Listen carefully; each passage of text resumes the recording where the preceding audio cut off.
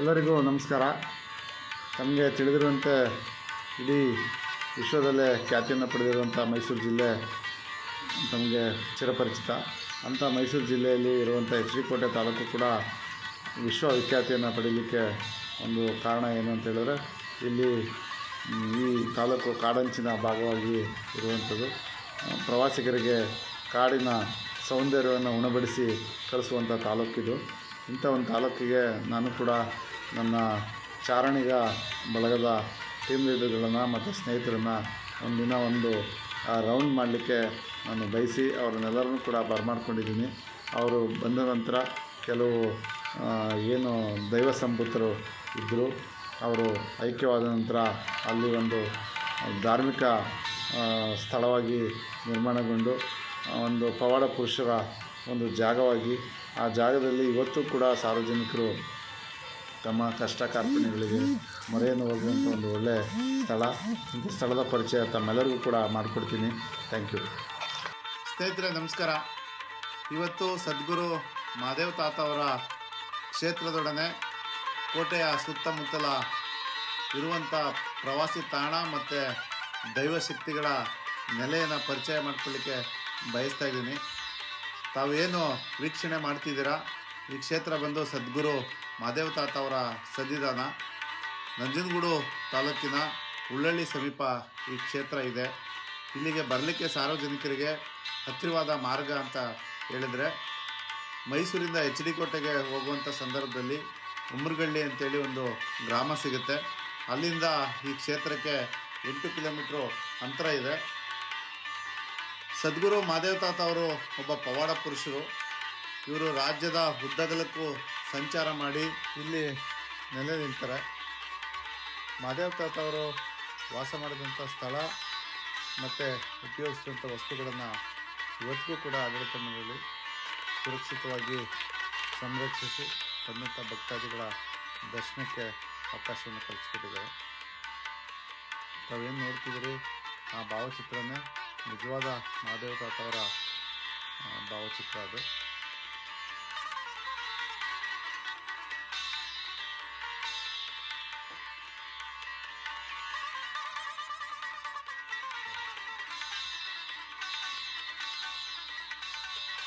ಇಲ್ಲಿಗೆ ಬಂದಂಥ ಭಕ್ತಾದಿಗಳಿಗೆ ಬೆಳಗಿನ ಉಪಹಾರ ಮತ್ತು ಮಧ್ಯಾಹ್ನದ ಊಟದ ವ್ಯವಸ್ಥೆಯನ್ನು ಪ್ರಸಾದ ರೂಪದಲ್ಲಿ ನೀಡಲಾಗುತ್ತೆ. ಹಾಗೆ ಮತ್ತೊಂದು ದೇವಸ್ಥಾನ ಅಂತ ಹೇಳಿದ್ರೆ ಚಂದ್ರಮೌಳೇಶ್ವರ ದೇವಸ್ಥಾನ. ಇದು ಎಚ್ ಡಿ ಕೋಟೆಗೆ ಹೋಗುವಂಥ ಸಂದರ್ಭದಲ್ಲಿ ಮಾರ್ಗ ಮಧ್ಯ ಮಾದಾಪುರ ಅಂತೇಳಿ ಒಂದು ಗ್ರಾಮ ಸಿಗುತ್ತೆ. ಆ ಗ್ರಾಮದ ಎಡಬದಿಯಲ್ಲಿ ಬೆಟ್ಟದ ಮೇಲೆ ಇರುವಂಥ ದೇವಸ್ಥಾನ. ತಾವೇ ನೋಡ್ತಾ ಇದ್ದೀರಾ, ತಂಪಾದ ಗಾಳಿ, ಸ್ವಚ್ಛವಾದ ವಾತಾವರಣದಲ್ಲಿ ಇರುವಂಥ ದೇವಸ್ಥಾನ, ಪುರಾತನ ದೇವಸ್ಥಾನ. ರಾಜ ಮಹಾರಾಜರು ಎಚ್ ಡಿ ಕೋಟೆ ಭಾಗಕ್ಕೆ ಸಂಚಾರ ಬಂದಂಥ ಸಂದರ್ಭದಲ್ಲಿ ಈ ಒಂದು ದೇವಸ್ಥಾನಕ್ಕೆ ಬಂದು ಭಗವಂತನ ಆಶೀರ್ವಾದ ಪಡೆದು ಮುಂದೆ ಸಾಗ್ತಿದ್ರು ಅಂತೇಳಿ ಅಲ್ಲಿನ ಅರ್ಚಕರು ನಮಗೆ ಮಾಹಿತಿಯನ್ನು ನೀಡ್ತಾರೆ. ಹಾಗೆ ತಾವು ಅನೇಕ ಶಿವನ ದೇವಸ್ಥಾನಗಳನ್ನು ನೋಡಿರ್ಬೋದು. ಇಲ್ಲಿಯ ಶಿವನ ದೇವಸ್ಥಾನದ ವಿಶೇಷತೆ ಏನಂತ ಹೇಳಿದ್ರೆ, ಗರ್ಭಗುಡಿಯಲ್ಲಿ 2 ಲಿಂಗಗಳು, ಉದ್ಭವ ಲಿಂಗಗಳನ್ನು ನೋಡಲಿಕ್ಕೆ ಸಾಧ್ಯ.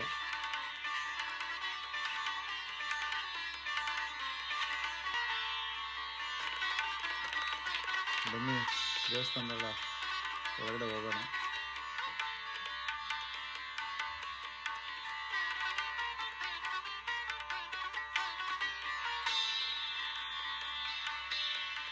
ಇಲ್ಲಿನ ಅರ್ಚಕರು ದೇವಸ್ಥಾನದ ಬಗ್ಗೆ ಮಾಹಿತಿ. ಚಂದ್ರಮೌಳೇಶ್ವರ ಮಲ್ಲಿಕಾರ್ಜುನ ಸ್ವಾಮಿ ಎರಡೂ ಒಂದೇ ರೂಪ ಕಾಣ್ತಾ ಇದ್ದೀವಿ. ಅದರಲ್ಲಿ ಇರ್ತಕ್ಕಂಥ ಕಲ್ಲು ಮತ್ತೆ ಬೆರೆಯದಲ್ಲಿ ವೀರಭದ್ರ ಸ್ವಾಮಿಗೆ ದೇವರ ಆ ಕಡೆ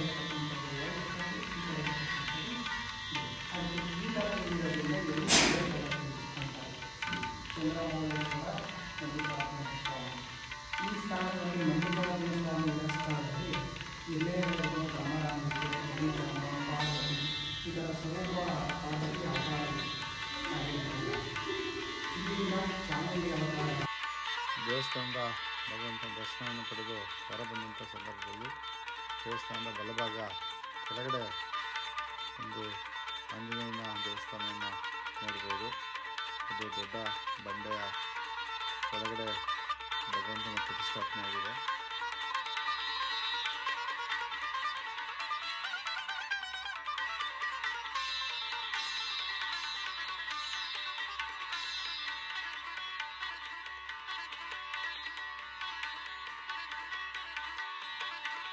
ಮತ್ತೊಂದು ದೇವಸ್ಥಾನ ಕೆನ್ನಗಂಡೇಶ್ವರ ದೇವಸ್ಥಾನ. ಹುಣಸೂರು ತಾಲೂಕಿನ ಗದ್ಗೆ ಎಂಬ ಗ್ರಾಮದಲ್ಲಿರುವಂಥ ದೇವಸ್ಥಾನ. ತಾವೇನು ಚಂದ್ರಮೌಳೇಶ್ವರ ದೇವಸ್ಥಾನವನ್ನು ವೀಕ್ಷಣೆ ಮಾಡಿದ್ರಿ, ಅಲ್ಲಿಂದ ಒಂದು 10 ಕಿಲೋಮೀಟರ್ ವ್ಯಾಪ್ತಿಯಲ್ಲಿರುವಂಥ ದೇವಸ್ಥಾನ. ಇದು ಕೂಡ ಒಬ್ಬ ಪವಾಡ ಪುರುಷರು ಕೆನ್ನಗಂಡೇಶ್ವರ ಸ್ವಾಮಿಗಳು ಐಕ್ಯವಾದಂಥ ಸ್ಥಳ.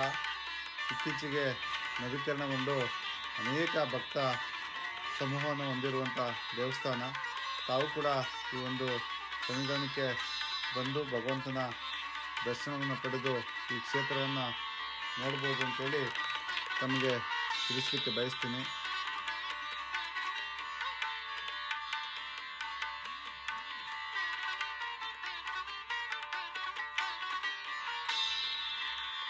ಎಚ್ ಡಿ ಕೋಟೆಯ ಪ್ರಸಿದ್ಧಿ ದೇವಸ್ಥಾನ ಅಂತ ಹೇಳಿದ್ರೆ ಅದು ಚಿಕ್ಕದೇವಮ್ಮನ ದೇವಾಲಯ. ಹೇಗೆ ನಾಡಿನ ಅಧಿದೇವತೆ ಚಾಮುಂಡೇಶ್ವರಿ ಅಂತ ಕರಿತೀರೋ ಹಾಗೆ ಎಚ್ ಡಿ ಕೋಟೆ ಮತ್ತು ಸರಗೂರು ತಾಲೂಕಿನ ಅಧಿದೇವತೆ ಚಿಕ್ಕದೇವಮ್ಮ. ಯಾರೇ ಪ್ರವಾಸಿಗರು ಅಥವಾ ಚಾರಣಿಗರು ಎಚ್ ಡಿ ಕೋಟೆ ಭಾಗಕ್ಕೆ ಬಂದಂಥ ಸಂದರ್ಭದಲ್ಲಿ ಒಮ್ಮೆ ಆ ತಾಯಿಯ ಆಶೀರ್ವಾದವನ್ನು ಪಡೆದು ಅಲ್ಲಿ ಕಾಲ್ನಡಿಗೆಯಲ್ಲಿ ಕೂಡ ಮೇಲೆ ಹೋಗ್ಬೋದು ಅಥವಾ ವಾಹನ ಮುಖಾಂತರ ಕೂಡ ಮೇಲೆ ಹೋಗ್ಲಿಕ್ಕೆ ಅವಕಾಶವನ್ನು ಕಲ್ಪಿಸಿದ್ದಾರೆ. ಇಲ್ಲಿ ಏನು ತಾವು ದೃಶ್ಯಾವಳಿಯಲ್ಲಿ ನೋಡ್ತಿದ್ರಿ ಅದು ನವರಾತ್ರಿಯ ಅಲಂಕಾರದ ಛಾಯಾಚಿತ್ರಗಳನ್ನು ತಮಗೆ ಹಂಚ್ಕೊಳ್ಳಿಕ್ಕೆ ಬಯಸಿದ್ದೀನಿ. ತುಂಬ ಶಕ್ತಿ ದೇವತೆ. ಒಮ್ಮೆ ತಾಯಿಯ ಆಶೀರ್ವಾದವನ್ನು ಎಲ್ಲರೂ ಪಡೀರಿ ಅಂತೇಳಿ ನಾನು ಬಯಸ್ತೀನಿ.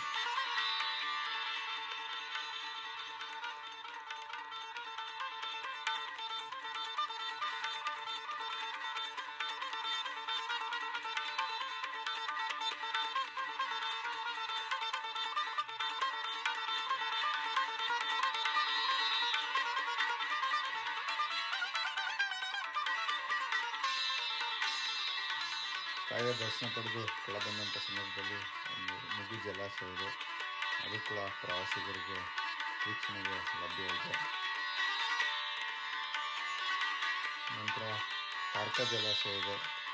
ಅದು ಕೂಡ ಕಾಡಂಚಿನ ಭಾಗಕ್ಕೆ ಹೊಂದಿಕೊಂಡಂಥ ಒಂದು ಜಲಾಶಯ. ನಂತರ ಕಬಿನಿ ಜಲಾಶಯ. 3 ಜಲಾಶಯಗಳು ಕೂಡ ಕಾಡಿನ ಭಾಗಕ್ಕೆ ಹೊಂದಿಕೊಂಡಂಥ ಜಲಾಶಯಗಳು. ನೀವು ಆ ಡ್ಯಾಮ್ ಮೇಲೆ ಹೋದರೆ ಒಂದು ಕಾಡಿನ ಆ ಪ್ರಕೃತಿಯ ದೃಶ್ಯಾವಳಿಯನ್ನು ನೋಡಲಿಕ್ಕೆ ಒಂದು ಆನಂದ.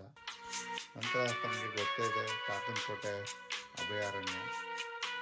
ಕಾಕನಕೋಟೆ ಅಭಯಾರಣ್ಯಕ್ಕೆ ತಾವು ಒಳ ಹೋದಂಥ ಸಂದರ್ಭದಲ್ಲಿ ಪ್ರತಿಯೊಂದು ಪ್ರಾಣಿ ಕೂಡ ತಮಗೆ ಸಿಗುವಂಥ ಅವಕಾಶ ತುಂಬ ಇದೆ. ಮತ್ತು ದಟ್ಟವಾದ ಅರಣ್ಯ ಪ್ರದೇಶ, ಹಸಿರಿನಿಂದ ಕೂಡಿರುವಂಥ ಅರಣ್ಯ ಪ್ರದೇಶ. ನೀವು ಒಳ ಹೋದಂಥ ಸಂದರ್ಭದಲ್ಲಿ ಜಿಂಕೆಗಳೇ ತಮಗೆ ತುಂಬ ಖುಷಿಯನ್ನು ಕೊಡುವಂಥ ಪ್ರಾಣಿಗಳು ತಮಗಲ್ಲಿ. ಯಾಕೆಂದರೆ ಅಷ್ಟು ಮುದ್ದಾದ ಕ್ಯೂಟಾದ ಪ್ರಾಣಿಯಾಗಿ ಅದು ರಸ್ತೆ ಬದಿಯಲ್ಲಿ ತಮ್ಮನ್ನು ಸ್ವಾಗತ ಮಾಡುತ್ತೆ.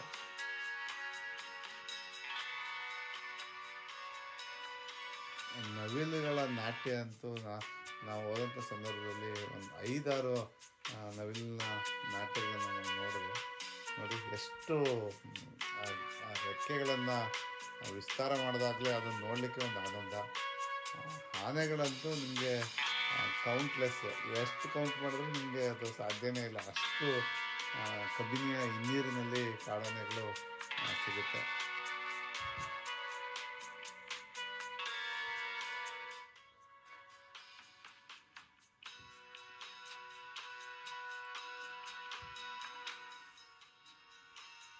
ಕೋಟೆಯ ಸುತ್ತಮುತ್ತ ಸ್ಥಳಗಳ ಒಂದು ಸಣ್ಣ ಪರಿಚಯ ಮಾಡಿಕೊಡಲಿಕ್ಕೆ ನಾನು ಪ್ರಯತ್ನ ಮಾಡಿದ್ದೀನಿ. ನನ್ನ ಪ್ರಯತ್ನಕ್ಕೆ ತಮ್ಮ ಸಹಕಾರ ಇರಲಿ. ಯಾರು ವಿಡಿಯೋವನ್ನು ನೋಡ್ತಿದ್ದೀರಿ ಮತ್ತು ನಮ್ಮ ಸ್ನೇಹಿತರು ಯಾರಿದ್ದಾರೆ ಅವ್ರಿಗೆ ಈ ವಿಡಿಯೋ ಮತ್ತು ನನ್ನ ಚಾನಲ್ನ ಸಬ್ಸ್ಕ್ರೈಬ್ ಮಾಡ್ಕೊಳ್ಳಿಕ್ಕೆ ಹೇಳ್ಬೇಕು. ತಾವು ಸಬ್ಸ್ಕ್ರೈಬ್ ಮಾಡ್ಕೊಳ್ಳಿಕ್ಕೆ ಅಂತೇಳಿ ತಮ್ಮಲ್ಲಿ ಕೇಳ್ಕೊಳ್ತಾ ತಮ್ಮೆಲ್ಲರಿಗೂ ಒಳ್ಳೆಯದಾಗಲಿ ಅಂತ ಬಯಸ್ತೀನಿ.